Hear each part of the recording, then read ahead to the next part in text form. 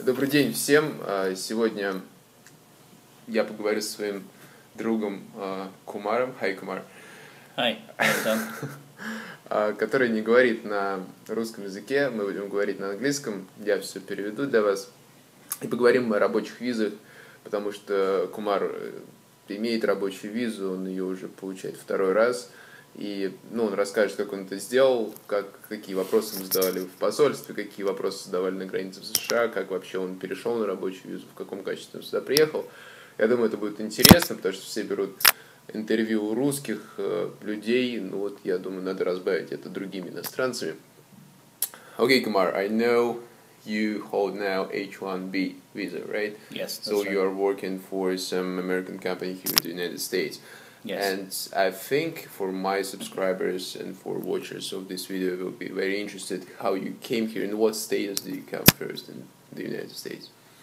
Yeah, I came to the United States 6 years ago on a student visa, which is popularly known as F1 visa. So I came on a student visa. I started my master's here, and after that I finished my master's in industrial engineering. Okay. And once I finished my master's, I started working. So initially it was CPT, then OPT. Let me just translate very quickly. Sure. Итак, Кумар приехал в США 6 лет назад, он был студентом, приехал сюда по студенческой визе F1, потом он начал стажироваться во время своего студенчества. Вначале это была CPT-стажировка, о которой я очень много говорил на своем блоге. Потом он перешел на OPT-стажировку. Это вторая стажировка после CPT, которую можно использовать либо в течение обучения, либо после. Right? Yes. After OPT, you said, you started to work as OPT? Yeah, so as a person who finishes master's here, you can extend your OPT for another 17 years. So 17 years? Oh, my bad. Sorry, I was out of my mind. No. It's 17 months. Okay. So if you're an engineer, if you're technical, okay. if you are in STEM background, in US they define STEM, STEM, as science, technology, engineering, and management. Okay. So if you graduate or if your advanced degree is in any of these branches, then besides that original 1 year, you can further extend it for 17 months as well. So I got my OPT extended for another 17 months. And then I found an employer who filed my H-1B. And before we go further, I will translate very quickly. Sure. Kumar, на OPT стажировке, you started to be on OPT after your studying time, right? So you finished, you graduated, and then you started to try to find people with who you can work after. Yes, absolutely. Кумар говорит, что он закончил учиться, начал работать по OPT, и он продлил OPT, то есть стандартный OPT дается на 12 месяцев, но так как у него была инженерия, то есть любая профессия, которая завязана на инженерах и IT, и на других технических специальностях, здесь в США вы можете продлить свою стажировку с 12 месяцев до 17. Вот он продлил и начал искать работодателя. То есть у вас есть возможность работать уже вполне официально по своей специальности, но при этом вот он начал искать работодателя, кто будет спонсировать рабочую визу. И сейчас он расскажет, как он нашел. Okay, yeah, and how did you find that employer who sponsored your visa, and was it difficult? What's important to know about that? Well, the thing is, if you come here for higher education, it's always a good idea.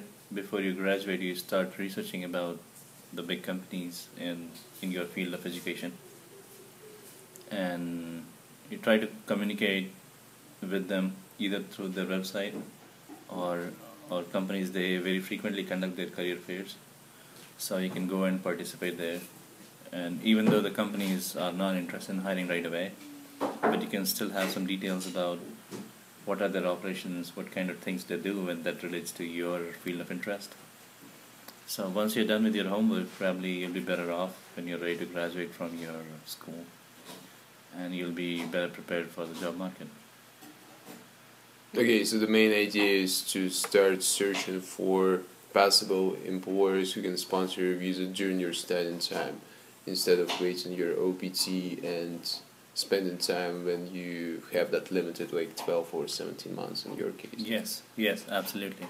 Because the way, excuse me, the way CPT and OPT are considered, they are considered not as a vehicle of employment. Those are like the person who is doing his advanced degree. It's intended to give them the practical knowledge. Like, say for example, if you're in engineering field, you learned a lot about stress and strain and mechanical components. Then the whole idea of having a CPT or OPT is to give you the practical understanding of to go side along with your education background. To feel what you studied for. Yes. Yeah. Кумар говорит, что ключевым моментом является то, что нужно искать работодателя, который будет спонсировать вашу визу не во время OPT, когда вы уже можете работать, а во время учебы, чтобы не терять время. И это возможно, и многие работодатели без вопросов вас будут серьезно рассматривать на дальнейшую работу, на то, чтобы спонсировать вашу визу еще во время вашей учебы, потому что они понимают, что потом вы можете на них работать. То есть основной момент — не терять времени. И это то, что сделал Кумар в своем случае. So you did your research before you started OPT, right? Yes. So how did you find the guy who sponsored your H-1B visa? Why he sponsored, and how did you find him? Well, to answer this question, there is one general way, which will be good for audience to know, and there's another specific way that applies to my case. So the general for the interest of general audience, thing is, if you find a full-time employer, they will give you the letter required to obtain your OPT. Okay. And the thing is, once the extension is needed, or once the OPT is coming to its end, they have lawyers, they have the law firms, and they initiate your H1 already. So it's none of your problems. The law team, that your employer takes care of that part. If that doesn't happen, then there are many consulting companies, and they have a huge density across California, Texas, Chicago, and many other places too. So thing is, you go and apply through them, meet with them. They identify your skill set, and because they're a consulting company, they have a lot of contacts where they know many companies, and with your resume in hand, they know where your skill set will best fit in. But these are not like full-time positions. I mean, you still work 40 hours a week, but it's like they have limited responsibilities for you.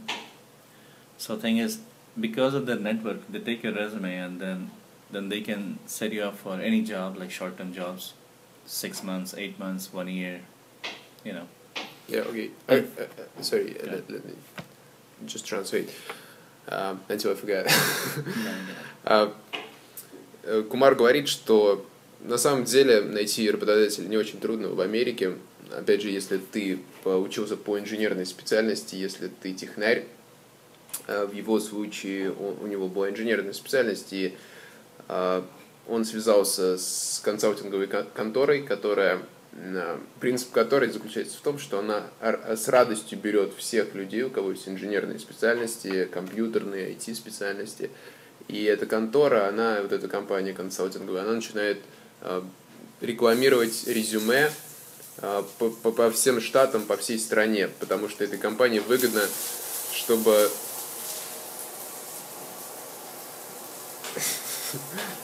этой компании выгодно, чтобы тебя взяли на работу, потому что она будет получать проценты с твоей зарплаты.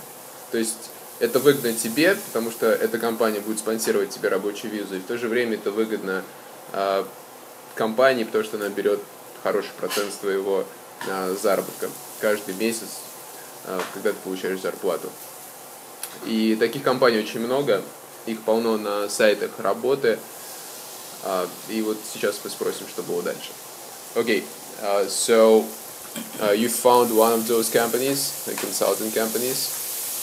Yeah, I did, and they had my resume, And just to be specific in my case, the thing is they applied for my H1B. Let's just do something with this microphone because it's a lot of noise here.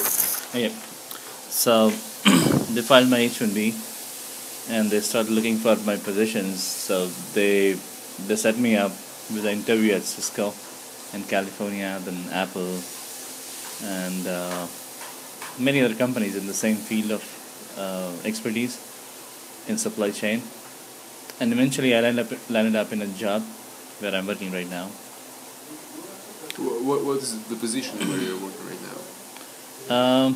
I'm actually working for a company that does all the demand planning for a big American fast food restaurant chain called McDonald's. So I'm a senior demand planner over there. Yeah, I'm working as a lead. So you're actually the guy who is responsible for what kind of, I don't know, how much food to transfer from one restaurant to another one, how much some other suppliers needs to be done on that side, on the side of, I don't know, one state and another state. Yeah, I can't speak much about that on this forum because that's much of a proprietary information. Yeah. But then again, yes, the way you explain in general, that's why it is. We see how much transaction is happening at McDonald's, and based on that consumption rate, how much inventory should be stocked in the restaurant so that they can meet the demand. And given the scale of McDonald's, it's everything is very magnified because McDonald's have like over 14,000 restaurants in America alone. So yeah, that's what I do. So basically, you are not IT guy. You were studying for IT, but you are not working as IT. You don't write any programs, any code, right? So you just sit in. You're like top manager, right? So I think you're elite now, if I'm not mistaken. Well, I won't call myself elite, but I'm definitely not an IT guy. Ever since I started working professionally. I've been working on the business side. So, I mean, as most of your audience know too, IT is not an independent thing that can grow in absolute. IT is basically to support what the business needs. So, say for example, if I need a certain kind of report, IT can help me get the report, but IT cannot tell me what report I need, right? So, I have always been on the business side, and yeah, that answers the question. Okay. I guess. Кумар говорит, что на самом деле, хотя он учился на айтишника и нашел вот эту консалтинговую компанию, возьмем микрофон, чтобы лучше было слышно, нашел консалтинговую компанию, которая спонсировала ему визу, которая сделала промоушен его резюме, устроила его на работу. На самом деле он не писал ни одной строчки кода, вот, он устроился бизнес-аналитиком, очень скоро вот он стал уже тем, кем работает, сегодня он управляющий по одной компании, которая, не управляющей компанией, а управляющей департаментом в одной компании, которая занимается, я даже не знаю, как на русском сказать, supply chain, то есть решает, что куда поставить, в каком объеме, количестве, то есть это не logistics, это не логистика, но это управленческая позиция, которая, то есть есть специальные компании в США, которые вот решают для ресторанов, к примеру, быстрого питания, он работает с Макдональдсом, что куда поставить, в каких количествах, в зависимости от спроса, в зависимости от времени года. А вот они сейчас, он сказал, планировали акцию в Макдональдсе. Он не может говорить больше об этом, потому что это коммерческая тайна. Вот. Но то есть он работает тем человеком, который решает, что вы увидите завтра, по сути, в меню в Макдональдсе, сколько это будет стоить, и вот все в этом роде. Okay, so in general, was it difficult to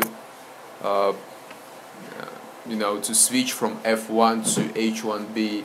Like, a lot of people want to know, how many chances they have for that, right? A lot of people are coming in the United States as students or as tourists, and their final goal to switch to H1B and that green card, right? But a lot of them are thinking it's very difficult, it's pretty tough. So from your point of view, from your experience, was it difficult to become H1B holder, or it was very easy, like nothing special? Well, I won't say it's difficult or easy, but it's tricky for sure. Like, as a student, when you find an employer, or when you think of that you want to go for working, thing is you have a limited window of how many times you can get your CPT, or for how long you will have your OPT. So definitely some action have to be done before you finally run out of time.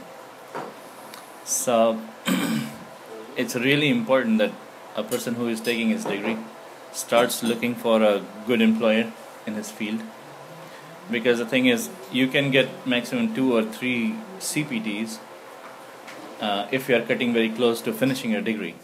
It's not that you have finished all your coursework and you can take CPTs for infinite time. So you can get 2 or 3, because as many CPTs you get, that counts towards your F1 visa time period too. So, like I mentioned before too, it's a good idea that when you're about to finish your master's or your degree, start looking for an employer beforehand. So that way you'll have the peace of mind and you'll have that liberty of time as well. And you make sure that you don't run out of time before somebody files for your H1B. And given more and more people they want to come to US, the thing is it's become tricky every year. Like as you heard in 2014 it was lottery. Yeah. It was the same way in 2013, and it was pretty much more or less the same way in 2012 as well. They started a few years ago.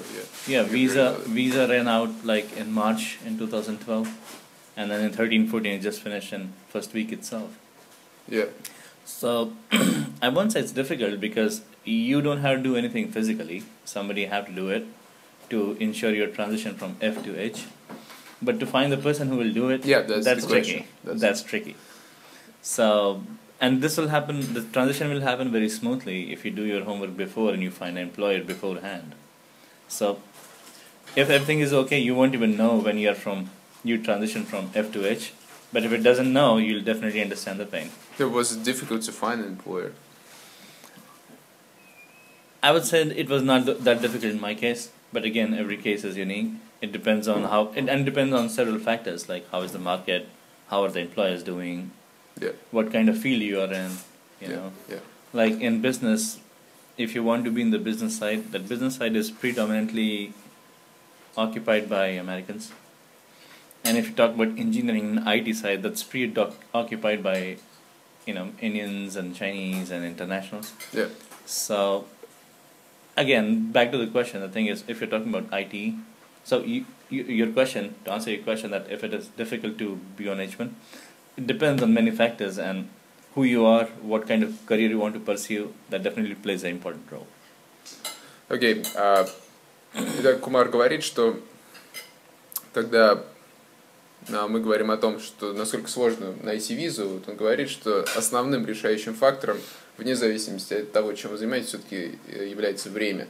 То есть нет ничего невозможного, и вопрос, насколько сложно будет сделать рабочую визу, вот когда вы приезжаете студентом, либо туристом, кем угодно, вот, перейти на рабочую визу, является вопрос времени, потому что у вас ограниченное время. И если вы студент, то у вас есть вот это OPT-окно практики, то есть либо 12 месяцев, либо 17, в которые вы можете найти работодателя, который будет спонсировать визу. Но самое важное является то, что, вот Кумар сказал, домашнее задание. То есть вот во время учебы, когда вы еще студент, вы должны активно искать работодателя и найти его. Потому что, найдя его, когда у вас будет OPT, работодатель будет готов спонсировать вашу визу. И так как виза спонсируется раз в год только, очень важно именно заранее его найти. Вот это решающий фактор в успехе. Он также сказал, что если вы IT-гай, то есть если вы занимаетесь программированием, какими-то техническими науками, то найти не так сложно, как вот мы уже упомянули, что есть консалтинговые компании, которые с удовольствием берут людей на работу в США, находят компанию, которая вас наймет. То есть получается, что вот эта IT-компания консалтинговая, вы работаете на нее, но она вас отдает с рук на руки другому, то есть вот как одалживает, да, и тому, кому она вас одолжит, он будет платить зарплату вашей консалтинговой фирме, а ваша консалтинговая фирма после удержания какого-то процента будет платить зарплату вам. Вот. И Кумар сказал, что инженерия и IT-технологии – это, наверное, самая простая сфера, где можно найти работу по рабочей визе, потому что в этой сфере очень много международных сотрудников, то есть людей, пришедших с самых разных стран. Если сфера бизнеса, то там уже больше людей, которые родились тут, да, то есть американцев. Но на самом деле он залез вот в сферу, где не надо писать никакой код, где не надо программировать, то есть он уже давно не IT, не инженер, он работает в сфере бизнеса. То есть вот он говорит, что в принципе все возможно, залезть и в экономику, и в бизнес, пусть сложнее, чем в программировании, но это можно сделать, и желательно об этом беспокоиться именно заранее. Right. So you said you're working as a business person now, yeah. And I know also that you extended your visa. So I know you went out of country. Yes. In order to get another H-1B visa, and I know you went to Jamaica for that Yes, purpose. that's right. So the question is, why you moved out of country? Why you didn't extend your H-1B visa? For how many years visa are given actually H-1B? How many years can somebody work with H-1B visa before he must leave United States? And why you moved out of country, and why it was Jamaica? Yeah, so the thing is, when you have a valid visa and you're planning to travel, thing is, if you have a valid visa, you transition from F to H. You can stay for as long as the visa is valid.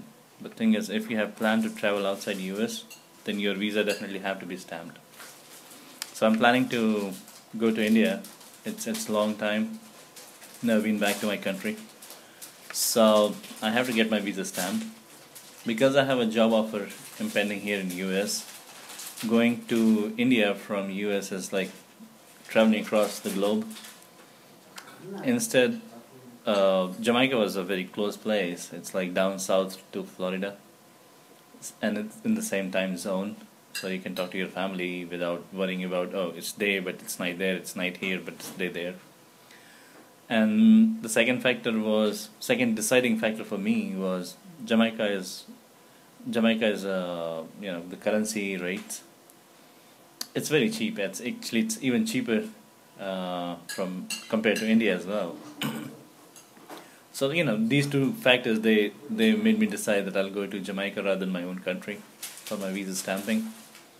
Just to reiterate my point, one thing was its closeness to US, being in the same time zone. That was one factor. And the second is it was very little expensive. It was almost no expensive at all if I compare with my other alternative that was going to India. Yeah, how about that point that, in some countries it's probably more difficult to get H-1B, in some countries it's more easier, right? So did you manage yourself when you try to make a decision where to go based on that point too, or you didn't take it into account? And frankly speaking, I did my research online to figure out that if some countries are more difficult than others in terms of getting a visa. But I don't know that there is a definitive answer to this question. Nobody can say for sure that country X is more difficult than country Y. And definitely the country where there's a whole bulk of people who are coming for a particular kind of visa, they are scrutinized more, which is the case in India. Because I don't know how much you guys know, but Indians have probably the most number of H-1Bs every year. So the people who sit there in U.S. embassies and either probably will be, more equipped with all the kind of validation and cross-examine and all that stuff. But that was not my consideration, and I don't think that anybody who is aspiring H-1B visa stamping should pay attention to these things. If you are genuine, you have a genuine reason how you got the H-1B, or if you have a job offer and everything is fair and fine, there's nothing to worry. Go wherever it fits into your criteria of your convenience and cost. Yeah. Окей. Кумар говорит, что два фактора были самыми важными, когда он полетел на Ямайку. Ну, во-первых, почему он туда полетел? Потому что визу нужно продлять. One more question. For how long time you can keep your visa when you're here in the United States, H1B, when we're talking about H1B, you first time received it, so how many years you have before you have to do something after? Do stamping, okay. So first time when you get your H1B, it's for 3 years, which is extendable to another 3 years. But once you're coming close to the first tenure of 3 years, that's the time when you'd like to get it stamped. Okay, so it's 6 years. Yes, in all. Okay. Итак, рабочая виза дается, Кумар сейчас сказал, на 3 года в начале, потом ее можно продлить еще на 3 года, то есть по максимуму можно пробыть по рабочей визе в Америке 6 лет. Потом вы обязаны покинуть страну, это действует правило для всех, для русских, для кого угодно, для всех национальностей. Помимо этого, почему он полетел на Ямайку как раз? Потому что ему нужно было продлить визу. То есть у него закончились первые 3 года визы, ему нужно было продлить еще на 3 года. И у него был выбор сделать это здесь, в Америке, либо полететь на Ямайку. Проблема была в том, что в Америке, если бы он это делал, у него был бы простой статус, и он бы был заперт в стране. Ну, то есть у него не было бы визы в паспорте, у него были бы документы официальные, что у него есть статус H1B, но он не мог бы выехать из страны, потому что потом бы он не заехал. Полетев на Ямайку, он пошел в посольство и получил там визу в течение 4 дней. Вот. И полетел он на Ямайку специально, чтобы можно было выезжать из страны, чтобы можно было путешествовать, съездить домой. Во-первых. Во-вторых, потому что Ямайка очень близко к Америке. How many hours was the flight to Jamaica? Like 4 hours? Around 5 hours. До Ямайки с Чикаго лететь 5 часов всего. То есть, я не знаю, как до Калифорнии. Даже меньше. Если с Нью-Йорка, допустим, в Сан-Франциско лететь больше, чем вот он с Чикаго на Ямайку летал. Вот. То есть билеты очень дешевые, были порядка $350 туда-сюда. Более того, он сказал, Ямайка это очень дешевое место. Вот кто был в Таиланде, наверное, сравнится по ценам. То есть он не потратил очень много денег ни на перелет, ни на проживание за 4 дня и получил визу. Okay, so let's talk about embassy in Jamaica. So what kind of questions did they ask you, and were it difficult to answer those questions? No, as a matter of fact, there was no tricky question. It was very straightforward. That where do you work? What is the nature of your work? How does that relate to, your education? Okay, I will just translate. So the first question, извиняюсь, первый вопрос, который его спросили в посольстве, звучал какова сфера твоей деятельности? You said, what is the nature of your work and like job description and your qualification. А второй вопрос был, опиши свою работу, опиши свои обязанности, что ты делаешь, с чем ты работаешь, и job qualification, what do you mean by that? Like, I have a role and they ask me that, what you'll be working on this role? Like, what is the actual function that you'll perform there? Oh, okay. И третий вопрос, твоя квалификация, то есть как человек, работающий на конкретной позиции, в данном случае как руководитель департамента по supply chain, каковы твои обязанности дневные, то есть что ты, какие-то отчеты по месяцам предоставляешь, то есть вот, что ты делаешь, в чем заключаются твои конкретные обязанности. Okay, what else did they ask? And then there were some general questions that when you go to US, where are you gonna stay? Who is gonna fund for your? How will you travel? Like, general questions. When a traveler comes to a new country, you ask those questions. Where are you gonna stay? Do you know how to drive? How far is the driving distance? It was a very easygoing conversation. Кумар говорит, что это был такой очень простой разговор, не в официальном тоне, и остальные вопросы, они касались больше каких-то простых вещей, вот, когда вы получаете любую визу, вас спрашивают, куда вы летите, в какой штат, в какой город, где вы будете жить, умеете ли водить машину. Вот, то есть вот такого рода были вопросы.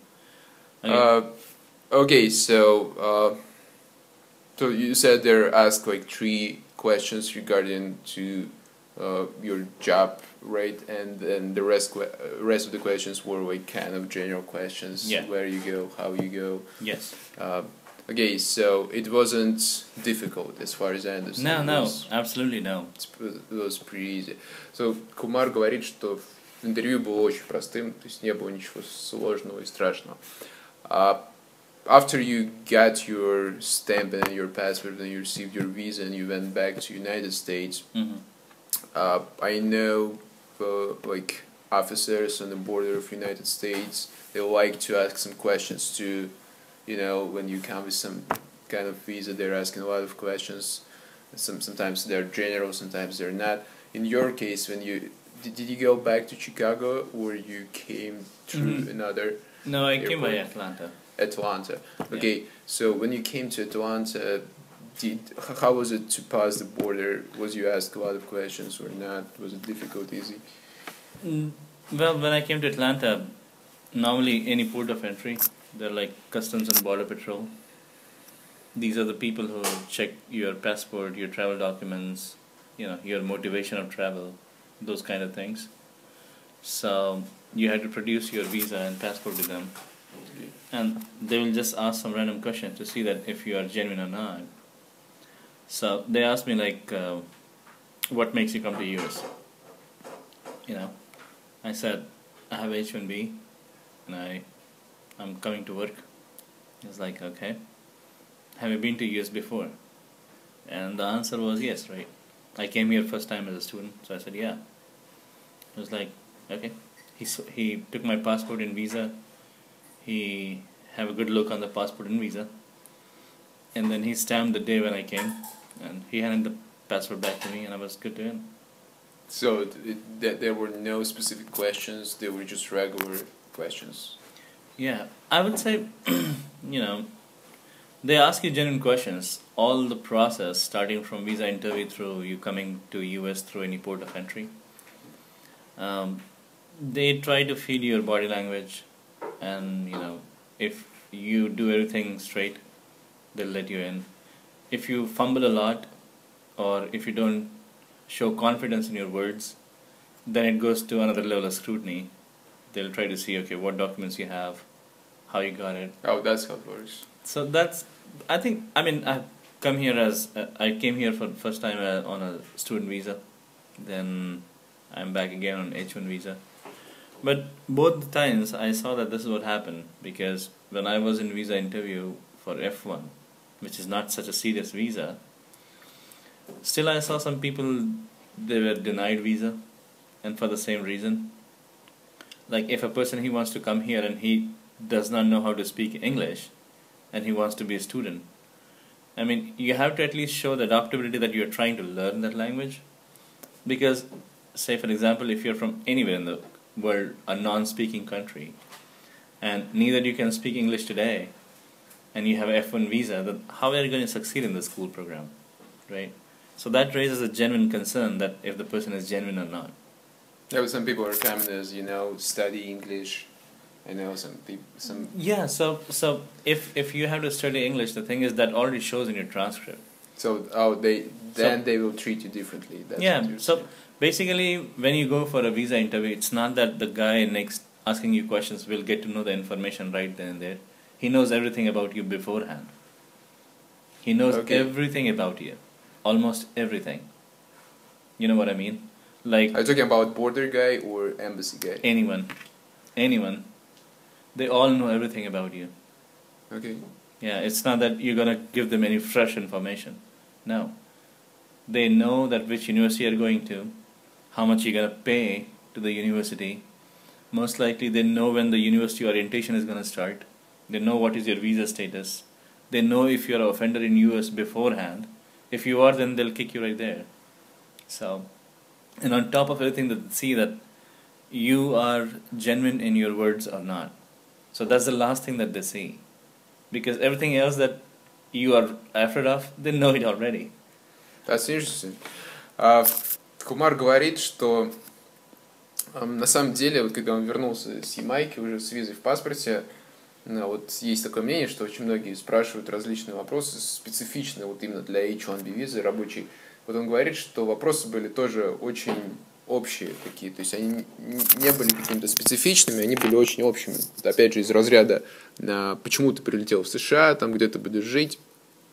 Вот, и вот он сказал такое, что все эти вопросы задаются не из-за того, что им действительно важно знать твои ответы, а потому что они хотят увидеть, насколько уверенно ты отвечаешь. То есть они хотят понять, насколько хорошо ты говоришь по-английски и насколько уверенно ты отвечаешь. Потому что...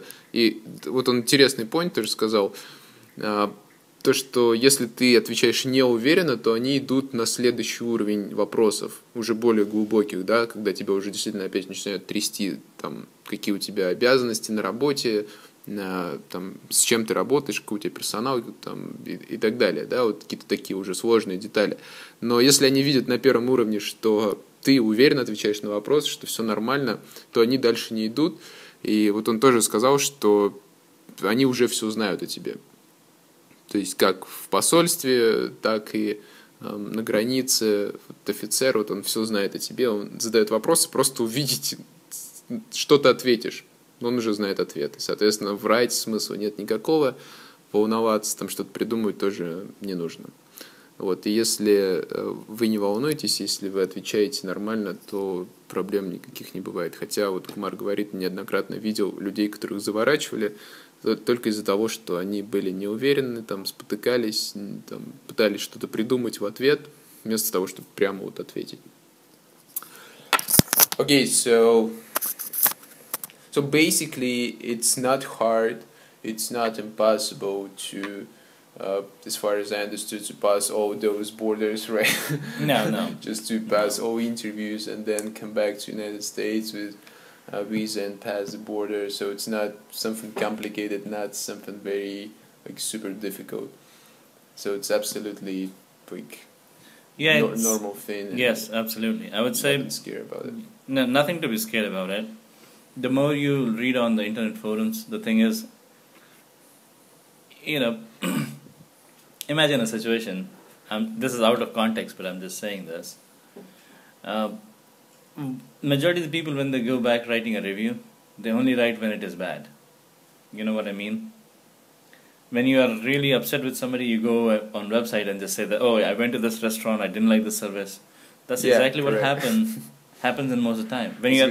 When you find good, when you're happy, you just leave and you tip the person and you get out of the place. You don't go online and write reviews. It happens with lawyers, right? You only go and write a review when you're upset. Oh, he messed up my case. So same about H1B. Majority of the people who turn back to internet, they go and say how horrible their experience was. So I would recommend when you go for your H1 stamping or you go for any visa stamping, go with open mind. Understand beforehand what is the documents requirement for the process. Double or triple check your paperwork. Make sure that everything is right.